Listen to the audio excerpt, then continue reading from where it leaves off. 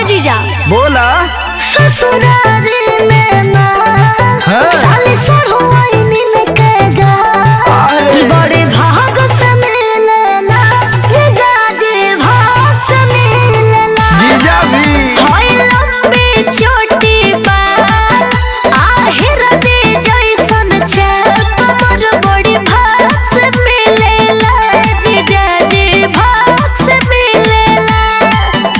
अभी तो जीजा जी गाँव के हमारे सब सखी सहेली मिलल चाहते और अब जाए फौहाल है।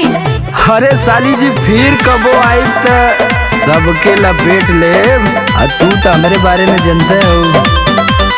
तोहरे ला जीजा खुला बा खाला फिरी रसगुल्ला बुझत है अब तोरो व्यवस्था करे के हुई।